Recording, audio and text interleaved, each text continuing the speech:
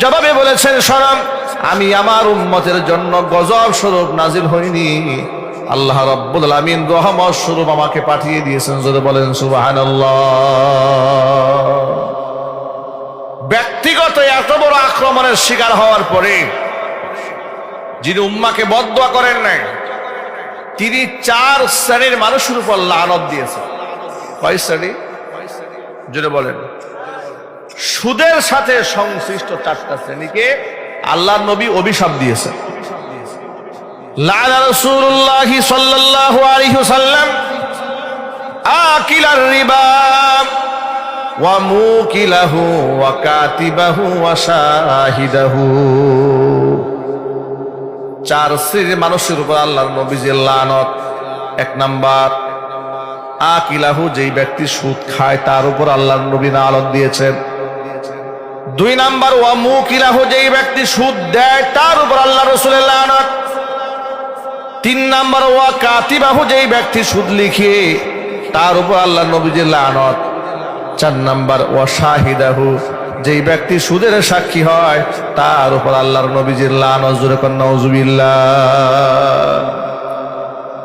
আল্লাহর হাবিব আর একটা হাদিসের মধ্যে বলেছেন, দিরহাম রিবা ইয়াকুলুহুর রাজুল ওয়া হুয়া ইয়ালামু আশাদ্দু মিন সিত্তাতি ওয়া সালাসিনা জানিয়াতান। জেনে শুনে কেউ যদি 1 দিরহাম পরিমাণ সুদ খায়, 36 বার জিনা করলে যে গুনাহ হয়, একবার জেনে শুনে 1 দিরহাম সুদ খাইলে 36 বারের জিনা করার চাইতে ভয়াবহ গুনাহ আমলনামায় লিখিত হয়ে যায়। অথচ এই সুদটাকে সমাজে কিছুই মনে করা হয় না, স্বাভাবিক লেনদেনে পরিণত হয়েছে। ঠিক কিনা বলেন? নবী করিম সাল্লাল্লাহু আলাইহি সাল্লামকে আল্লাহ পাক জান্নাত এবং জাহান্নাম দুটোই দেখিয়েছেন। আল্লাহু আকবার। হুজুর বলেন, আমি দেখতেছিলাম রক্ত সাগরের মধ্যে বেশ কিছু মানুষ হাবুডুবু খাচ্ছে, রক্তের সমুদ্রে। মানুষগুলা বহু কষ্ট করে তীরে আসার যখন চেষ্টা করে, ফেরেশতারা এত জোরে আঘাত করে, আবার সে সমুদ্রের মাঝখানে চলে যায়, আবারও সে হাবুডুবু খেয়ে থাকে। এমন ভয়াবহ বিভৎস দেখার পরে আমি জিজ্ঞেস করলাম জিব্রাইলকে, জিব্রাইল এরা কারা?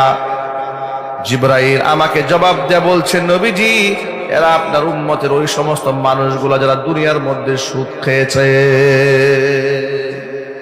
নাউযুবিল্লাহি মিন যালিক। আল্লাহ আমাদের সকলকে হেফাজত করুন। জোরে কোন আমিন। হালাল রুজি রোজগার করেন, এর মধ্যে বারাকা আছে। হয়তো এত বিলাসী জীবন যাপন করা যাবে না, কিন্তু এর মধ্যে সুখ আছে। মনে রাখবেন, হারামে আরাম নাই, হালালের সুখ আছে, সমৃদ্ধি আছে, আত্মার তৃপ্তি আছে। কোরআন মাজিদ আল্লাহ রাব্বুল আলামিন বলে দিয়েছেন যে আমার কোরআনে বর্ণিত বিধানগুলো থেকে যদি কেউ মুখ ফিরায় নেয়, তাহলে দুনিয়ার জীবনটাতে আমি তাকে সুখী রাখবো না। দুনিয়ার জীবনে তার সব কিছু থাকার পরেও তাকে গোটা জিন্দেগিটাকে আমি সংকীর্ণ বানায় দেব। আর যদি কেউ যদি ইমানের সাথে, বিশ্বাসের সাথে ভালো কাজ করে, তাহলে মূল পুরস্কার তো আল্লাহ পাক দেবেন বান্দাবান্দিকে আখিরাতে। দুনিয়াতেই একটা নগদ পুরস্কার দেবেন। নগদ পুরস্কারটা হচ্ছে হায়াতে তাইয়্যিবা। আল্লাহ পাক তাকে উত্তম একটা জিন্দেগি উপহার দেবেন। এটা আল্লাহর ওয়াদা। যেমন নাকি সূরা নাহলের মধ্যে 14 নম্বর পারার মধ্যে আল্লাহ বলছেন, মান আমিলা সালিহাম মিন যাকারিন আও উনসা ওয়া হুয়া মুমিন ফালানুহয়িয়ান্নাহু হায়াতান তাইয়্যিবা ওয়ালানাজজিয়ান্নাহুম আজরাহুম বিআহসানি মা কানু ইয়ামালুন। ইমানের সাথে, বিশ্বাসের সাথে যদি কোনো ব্যক্তি, হোক সে নারী আর কিংবা হোক সে পুরুষ, ভালো কাজ যেই করবে, আমি আল্লাহ তাআলা 2টা পুরস্কারে পুরস্কৃত করব। একটা দেব দুনিয়াতে, আর একটা দেব আখিরাতে। দুনিয়ার পুরস্কারটা হচ্ছে ফালানুহিয়ান্নাহু হায়াতান তাইয়্যিবা, তাকে আমি আল্লাহ তাআলা দুনিয়ার জমিনে উত্তম একটা জিন্দেগি উপহার দেব। পেটের মধ্যে খাবার না থাকলেও মনের মধ্যে আমি শান্তি ঢেলে দেব। ওয়ালা নাজজিয়ান্নাহুম আজরাহুম বিআহসানি মা কানু ইয়ামালুন। আর তাকে আমি পরকালে যখন বিনিময় দান করব, এই দুনিয়াতে কত সুন্দর সুন্দর ভালো কাজ করেছে, একেবারে উন্নত তবকার ভালো কাজ করেছে, মধ্যম পন্থার ভালো কাজ করেছে, নিম্নমানের ভালো কাজ করেছে, আমলের তারতম্যগুলা সরাই দিয়া সমস্ত আমলগুলাকে ফার্স্ট ক্লাসের মার্ক দিয়া বান্দাকে আমি বিনিময় দিয়ে দিব।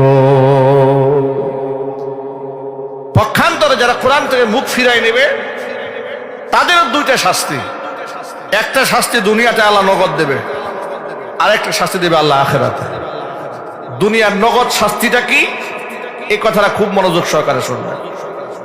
আপনারা তো অনেক সময় মনে করেন যারা দেখি সুদের ব্যবসা করে, ঘুষ খায়, মিথ্যা কথা বলে, বাটপারি করে, চিটারি করে, মানুষকে ধোঁকা দেয়, মানুষের হক নষ্ট করে, তারা কত সুন্দর জীবন যাপন করে। যেমন নাকি স্বৈরাচারের আমলে যারা হাজার হাজার কোটি টাকা বিদেশে পাচার করেছে, এদেশের মানুষ মনে মনে ভাবতো আহারে তাদের কত সুন্দর জিন্দেগি, গাড়ি বাড়ি, নারী, মিল, ফ্যাক্টরি, কোনো কিছুর অভাব নাই, ঠিক না? কত সুখে তারা আছে। গোটা জাতির সামনে আল্লাহ পাক দেখিয়ে দিয়েছেন তারা এমন সুখে আছে নিজের নাম বলতেও সাহস পায় না। কথা ঠিক কিনা জোরে বলেন? নিজের পরিচয় দিতেও লজ্জা পায়, পরিচয় দিতে চায় না। কোরআন মাজিদ আল্লাহ পাক বলেছেন, ওয়ামান আ'রাদা আন যিকরি ফাইন্না লাহু মাঈশাতান দানকা ওয়া নাহশুরুহু ইয়াওমাল কিয়ামাতি আ'মা ক্বালা রাব্বি লিমা হাশারতানি আ'মা ওয়া ক্বাদ কুনতু বাসীরা قال كذلك أتتك آياتنا فنسيتها وكذلك اليوم تنسى ومن أعرض عن ذكري আমার কোরআন থেকে যেই ব্যক্তি বিমুখ হয়ে যাবে, মুখ ফিরায় নেবে, কোরআনের হালালকে হালাল জানবে না, কোরআনের হারামকে হারাম জানবে না, আমার নিষেধকে মান্য করবে না, আমার আদেশকেও অমান্য করে যারা চলবে, এমন জিন্দেগি যারা যাপন করবে, ফাইন্না লাহু মাঈশাতান দানকা, গোটা জিন্দেগি আমি তার জন্য সংকীর্ণ বানায় দেব। এটা হচ্ছে দুনিয়ার নগদ শাস্তি। পরকালীন শাস্তি কি হবে? ওয়া নাহশুরুহু ইয়াওমাল কিয়ামাতি আ'মা, কিয়ামতি এদেরকে আমি অন্ধ বানিয়ে উঠাবো হাসরের ময়দানে, চোখে ওরা দেখতে পাবে না। ক্বালা রাব্বি লিমা হাশারতানি আ'মা ওয়া ক্বাদ কুনতু বাসীরা, বলবে আল্লাহ দুনিয়াতে তো আমি অন্ধ ছিলাম না, চক্ষুষ্মান ছিলাম, তুমি আমারে অন্ধ বানায় কেন উঠালে? আল্লাহ পাক তখন যাবে বলবেন কাযালিকা ক্বালা কাযালিকা আতাতকা আয়াতুনা ফানাসিতাহা ওয়া কাযালিকাল ইয়াওমা তুনসা, এভাবে আমার আয়াতগুলো তোমার কাছে এসেছিল, ফানাসিতাহা, তুমি আমার আয়াতকে ভুলে গিয়েছিলে, যেভাবে আমার আয়াতকে ভুলে গিয়েছিলে, ওয়া কাযালিকাল ইয়াওমা তুনসা, সেদিন যেভাবে আমার আয়াত ভুলে গিয়েছিলে ঠিক আজকেও তোমাকে সেভাবে ভুলে যাওয়া হচ্ছে। হুজুর বলে নাউযুবিল্লাহি মিন যালিক। সুতরাং আল্লাহর কোরআন থেকে যারা মুখ ফিরিয়ে নেয় তারা কোনোদিন সুখী হতে পারে না, কারণ সুখ দেওয়ার মালিককে। আরো জোরে বলেন। একজন ইমানদার ব্যক্তি কখনো আল্লাহর হুকুম সামনে আসার পর যুক্তি তর্ক দিয়া আল্লাহর হুকুম থেকে মুখ ফিরাই নিতে পারে না। আল্লাহর হুকুম থেকে যুক্তি তর্ক দিয়া মুখ ফিরে নিয়েছিল শয়তান। আল্লাহ পাক তাকে মারদুদ বানিয়ে দিয়েছেন, রজিম বানিয়ে দিয়েছেন, কিয়ামত পর্যন্ত তাকে অভিশপ্ত বানিয়ে দিয়েছেন, চির জাহান্নামী বানিয়ে দিয়েছেন। আদম আলাইহিস সালাতু ওয়াস সালাম জান্নাতের মধ্যে নিষিদ্ধ গাছের ফল ভক্ষণ করার পরে এত বেশি লজ্জিত হয়েছিলেন, 300 বছর চোখের পানি ছেড়ে কান্না করেছেন, আল্লাহর কাছে দোয়া করেছেন, রব্বানা যালামনা আনফুসানা ওয়া ইল্লাম তাগফির লানা ওয়া তারহামনা লানাকুনান্না মিনাল খাসিরিন। অনুশোচনা করেছেন, কান্না করেছেন, রুনাজারি করেছেন, আল্লাহ পাক তাকে মাফ করে দিয়েছেন। জোরে বলেন সুবহানাল্লাহ। কিন্তু শয়তান অন্যায় করার পরে অনুশোচনায় ভুগে নাই, বরং যুক্তি তর্ক দিয়ে অন্যায়ের উপরে সে অবিচল ছিল। নবী মূসা কালিমুল্লাহ আল্লাহর সাথে কথোপকথন করার জন্য তুর পাহাড়ে যেতেন মাঝে মাঝে। একদিন নবী মূসা আলাইহিস সালাতু ওয়াস সালাম তুর পাহাড়ে রওনা হয়েছেন। এমন সময় প্রতিমধ্যে ইবলিসের সাথে দেখা। ইবলিস আল্লাহর নবী মূসা কালিমুল্লাহকে ডাক দিয়ে বলে, ও আল্লাহর নবী মূসা, তুর পাহাড়ে যাচ্ছেন? বলে হ্যাঁ। আল্লাহর সাথে কথা নিশ্চয় আপনার হবে? বলে নিশ্চয় আল্লাহর সাথে কথা হবে। তো আল্লাহর সাথে যখন আপনি কথা বলবেন, আমার কথা একটু বলবেন যে আমি ইবলিস তওবা করতে চাই, আমার জন্য কি তওবার দরজা খোলা আছে নাকি? কে তওবা করতে চায়? আরো জোরে বলেন। আচ্ছা, এই ভিতরে বক্স বাজে না? কিন্তু আমি তো ভিতরে আওয়াজ পাই না। আপনার মাইক গুলো দিয়েছেন সব বাহিরে, হরন গুলো প্যান্ডেলের ভিতরে দেন না একটা? হ্যাঁ, এই পাশে তো ঘুরাই দেন। বাম পাশে বক্স আছে, হালকা একটু ঘুরাই দেন, আমার কেন আওয়াজ পাই না তো। শয়তান তওবা করতে চায়। কে তওবা করতে চায়? শয়তান। মুসা আলাইহিস সালাতু ওয়াস সালামকে বললেন, মুসা, আপনি যখন আল্লাহর সাথে কথা বলবেন তো আমার কথা বলবেন যে আমি তওবা করতে চাই, আমার জন্য কি তওবার দরজা খোলা আছে নাকি? মুসা কালিমুল্লাহ বললেন ঠিক আছে। আল্লাহর সাথে কথা বলতে গেলেন, নিজের প্রয়োজনীয় কথাবার্তা সারার পরে বললেন, রব্বুল আলামিন, শয়তানের সাথে দেখা হয়েছিল, শয়তান তওবা করতে চায়। প্রিয় ভাইরা আমার, শয়তান আসলে তওবা করতে চান বা করবেন কিনা সে খবর আল্লাহর কাছে আছে না নাই? জোরে বলেন। আল্লাহ পাক সব জানেন। সুবহানাল্লাহ বলেন। আল্লাহ পাক বলেন, মুসার উপর তওবা করবে না। আল্লাহ সে তো বলেছে তওবা করতে চায়, তো তওবার কি দরজা খোলা আছে নাকি? তার জন্য বলে হ্যাঁ আছে। শয়তানের জন্য তওবার দরজা খোলা আছে। কি করে তওবা করবে শোনো। তুমি যাওয়ার সময় তাকে বলে দিও যে আদমকে সিজদা না করার কারণে, সে আমার হুকুম অমান্য করার কারণে আমি তাকে মারদুদ বানিয়ে দিয়েছি, রজিম বানিয়ে দিয়েছি। যেহেতু আদম আর দুনিয়াতে নাই, দুনিয়া থেকে বিদায় হয়ে গেছে, আদমের কবরে গিয়া যদি সিজদা দেয় আর আমার কাছে মাফ চায়, আমি শয়তানকেও মাফ করে দিব। মুসা আলাইহিস সালাতু ওয়াস সালাম তুর পাহাড় থেকে নেমে এলেন। নেমে এসে শয়তানের সাথে দেখা। শয়তান বলে, আল্লাহর নবী মুসা, আমার কথা কি মনে আছে তো নাকি? বলে হ্যাঁ নিশ্চয়ই মনে আছে। তা আমার ব্যাপারটা কি আল্লাহর সাথে একটু বলেছিলেন আমি যে তওবা করতে চাই? বলে হ্যাঁ বলেছিলাম। তো আল্লাহ কি বলেছেন? আল্লাহ বলেছেন তোমার জন্য তওবার দরজা খোলা আছে। শয়তান বলে, তাহলে কেমনে তওবা করব?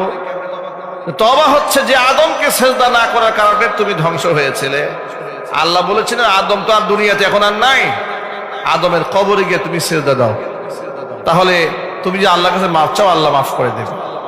শয়তান বলে, জীবিত আদম মরে সিজদা দেই নাই, আর মরাটার গিয়ে সিজদা দেব? আমার একটা প্রেস্টিজ আছে না, আমার একটা মান সম্মান আছে না। নাউজুবিল্লাহ পরে। শয়তানের নাকি মান সম্মান আছে। শয়তানের কেমন মান সম্মান দেখেন। কিছুদিন আগে জুলাই আগস্টের গণহত্যাকারী নৌ পরিবহন মন্ত্রী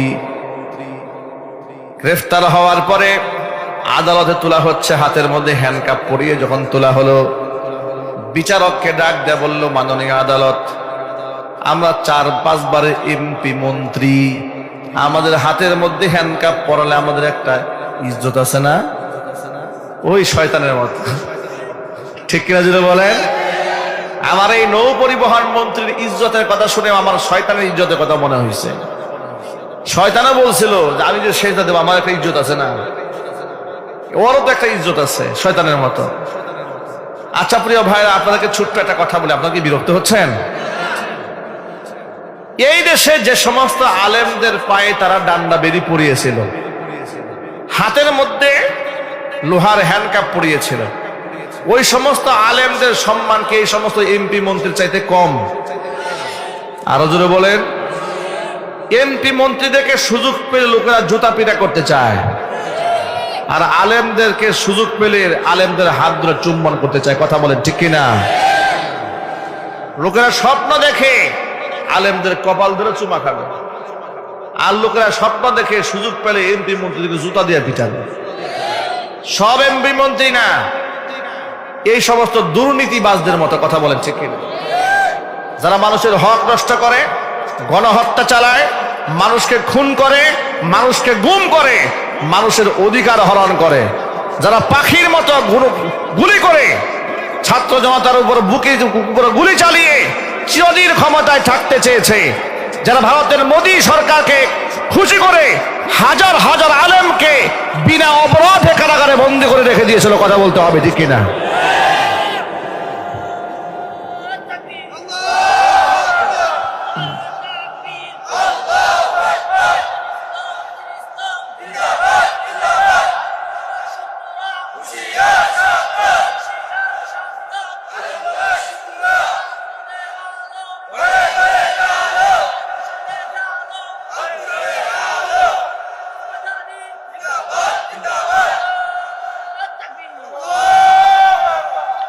আলেমুলামার হাত ধরে মানুষ চুমু খাওয়ার স্বপ্ন দেখে, কপাল ধরে চুমু খাওয়ার স্বপ্ন দেখে। ইমাম আহমদ ইবনে হাম্বল রহমাতুল্লাহি আলাইহি আল্লাহ পাকের বড় একজন ওলি ছিলেন, জগৎ বিখ্যাত একজন মুহাদ্দিস ছিলেন, জগৎ বিখ্যাত একজন ফাকিহি ছিলেন, জগৎ বিখ্যাত একজন মুজতাহিদ ছিলেন। মাসআলা ইস্তিমবাত করে গোটা জাতিকে ঋণী বানিয়ে রেখেছেন। যদি বলেন সুবহানাল্লাহ। প্রসিদ্ধ 4টা মাযহাব আছে, হানাফি মাযহাব, মালিকি মাযহাব, শাফিঈ মাযহাব, হাম্বলি মাযহাব। ওই হাম্বলি মাযহাবের ইমাম হচ্ছে ইমাম আহমদ ইবনে হাম্বল রাহমাতুল্লাহি আলাইহি। কত বড় মুহাদ্দিস! মুসনাদে আহমদ রচনা করেছেন, একটা কিতাবের মধ্যে 50,000 হাদিস জমা করেছেন। সুবহানাল্লাহ। এত বড় আলেম, অথচ নিরহংকার, ভিতরে কোনো অহংকার নাই, কোনো দেমাগ নাই। সুবহানাল্লাহ বলেন। আমাদের অঞ্চলে তো এমন দেখা যায়, গুগল থেকে সার্চ দিয়া 2টা মাসালা পড়ার পর থেকে লোকে নিজেকে মুফতি মনে করে, চিল্লা 2টা দিয়া মনে করে আমি হলাম এলাকার বড় মুস্তাহিদ, আল্লাহর ওলি, জীবন্ত শাহজালাল। ঠিক কিনা মনে করেন? বাস্তবতা আছে না নাই? আরে বাবা, গাঞ্জা খুবরা নিজের আল্লাহর ওলি মনে করে। দুঃখ কারে কই কন্ত দেখি? গাঁজা টানতেছে, আমরা উলিয়া উলিয়ার লোক। নাউজুবিল্লাহ পড়েন। ভাইরা আমার, আহমদ ইবনে হাম্বল রাহমাতুল্লাহি আলাইহি এত বড় আল্লাহর ওলি, সফরে কোথাও বের হয়েছিলেন, শীতের রাত মসজিদে ঢুকে জামাতের সাথে এশারের নামাজ আদায় করলেন। তখন তার ফেসবুক ছিল না, ইউটিউব ছিল না, ক্যামেরা ছিল না। আর আল্লাহর ওলিরা ইউটিউব ফেসবুক থাকার পর নিজেকে আড়াল করেই রাখে। ঠিক কিনা বলেন?